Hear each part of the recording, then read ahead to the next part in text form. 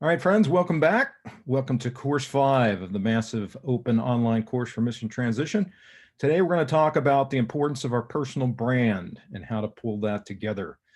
This goes hand in hand with our last course on career preferences and helping to narrow those things. The personal brand is going to help you codify, link everything that we've done up to date and understanding who you are and begin to represent that to those that we're going to engage with as part of this career transition effort.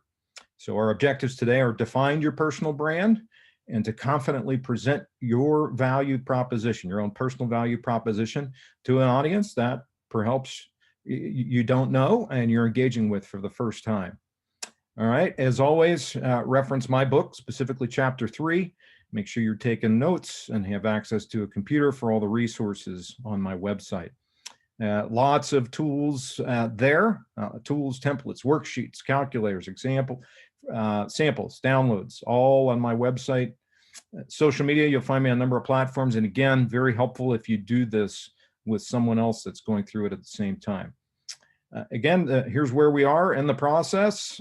We talked last time about career preferences, and now we're going to talk about personal brand, key decision point before we begin engaging with our network and preparing our resume. We'll talk about those next time. So let's talk about the personal brand. Personal brand really consists of two different dimensions. One is what I'll call the outside-in dimension, meaning how others see you, what you're known for. And then there's the inside-out dimension. This is what's within you, how you think about yourself, what makes you unique, and how you can portray that to the outside world. The key in pulling together our brand statement is to leverage that inside-out dimension to influence the outside in. So leverage how you see yourself, how you want to portray yourself to influence how those on the outside are going to see you. We're going to talk a bit here about the attributes of a personal brand, what a brand statement components are, that elevator speech, if you will, as well as its characteristics. So let's dive right in, and you'll hear me foot stomp this one many times. This is new, friends, and I realize it's not only new, it can be frustrating, and frankly, for many of you, it can be off-putting. This exercise, for perhaps the first time, will force you to start speaking in first person rather than third person, talking about you yourself rather than your unit or your team. And coming from the military environment, where selfless service is your hallmark, this can feel off-putting. It can even feel potentially disloyal.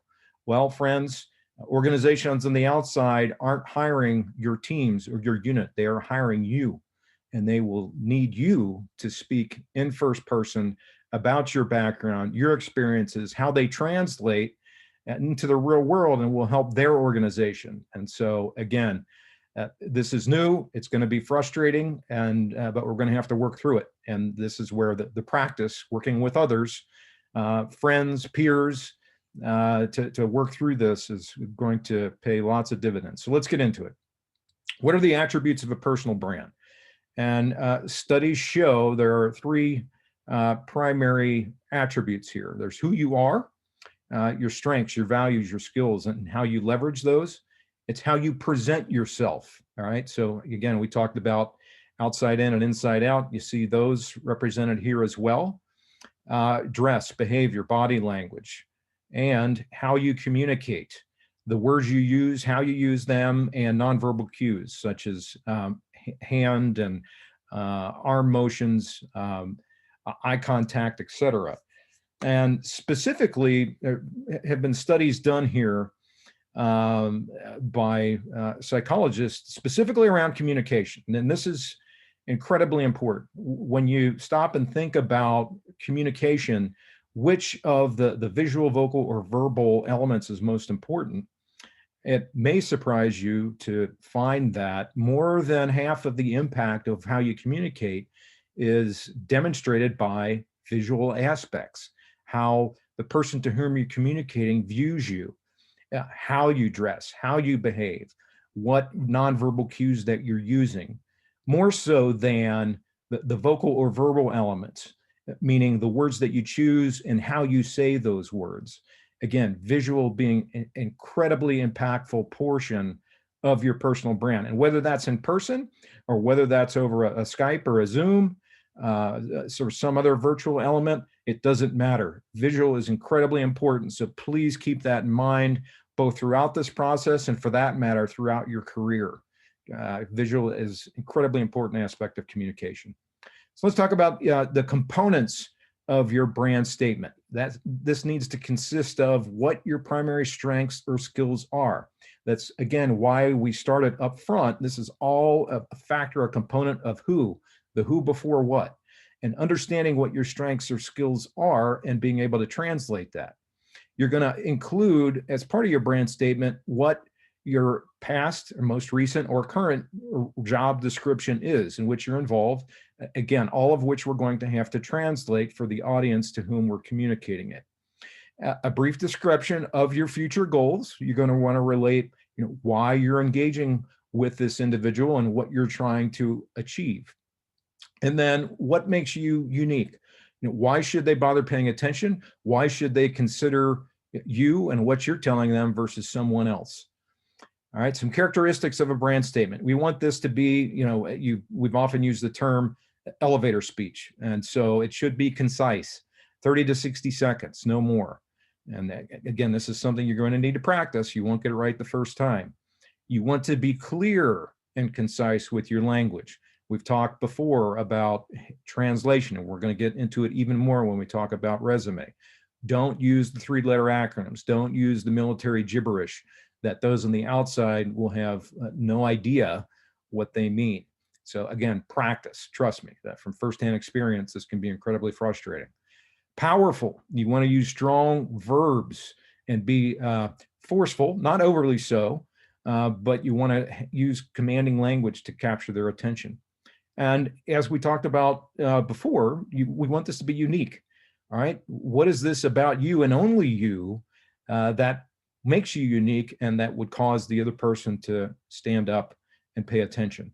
And lastly, it needs to be authentic. You need to be honest with your thoughts, your feelings, and how those are conveyed, that such that the other party will view you as being genuine. And lastly, it needs to be tailored. All right. Consider who you're speaking with. Is it an HR representative? Is it someone that works somewhere else in the organization?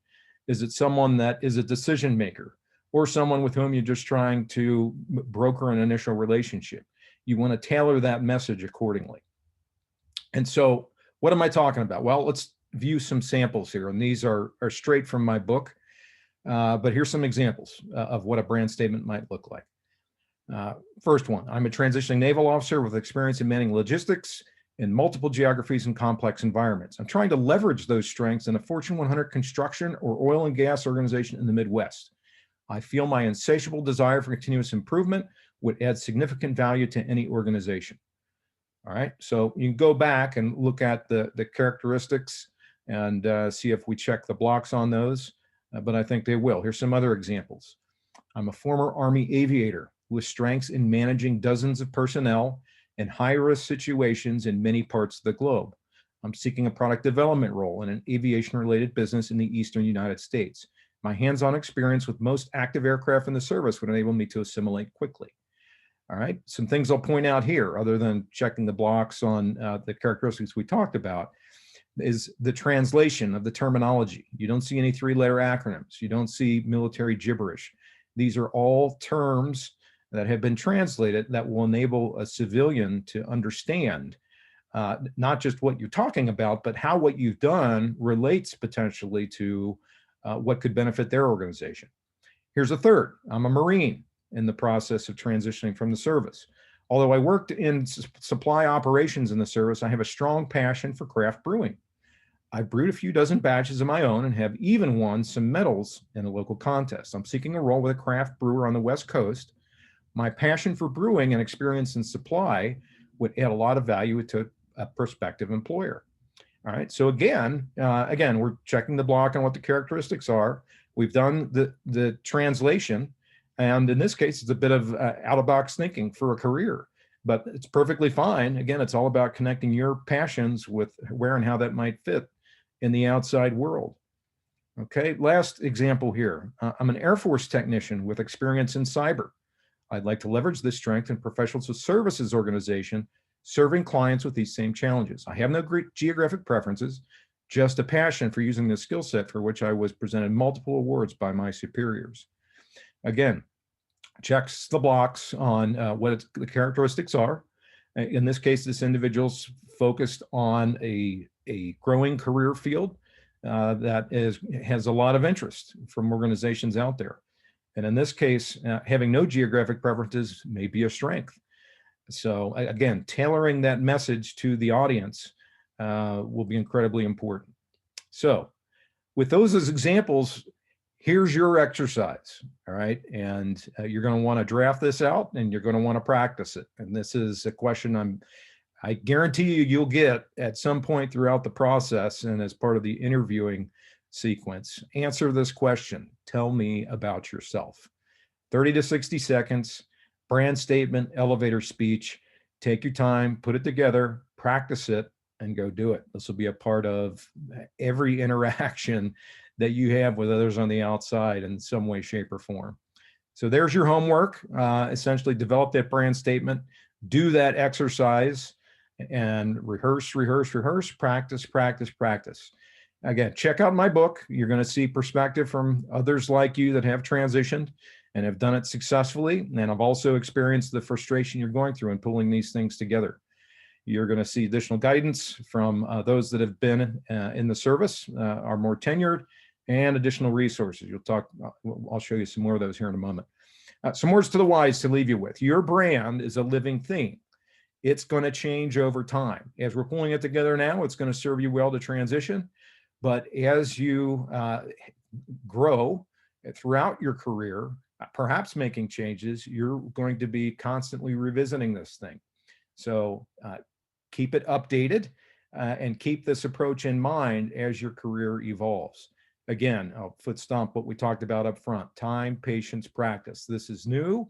It's going to require your adjustment, everyone's adjustment. So don't expect too much too soon, but practice, practice, practice. All right, some additional resources, as always, very similar to the resources we talked about on career preferences.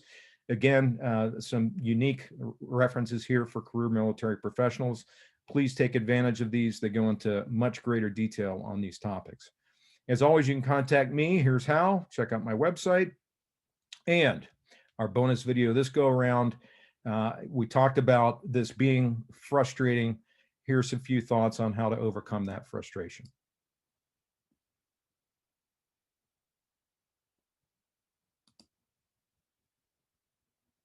I'm frustrated with my transition.